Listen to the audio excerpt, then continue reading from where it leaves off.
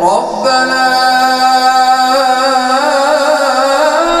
إنك تعلم ما نخفي وما نعلن وما يخفى على الله من شيء في الأرض ولا في السماء.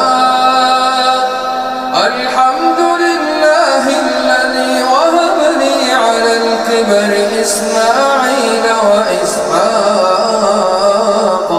إن ربي لسميع الدعاء.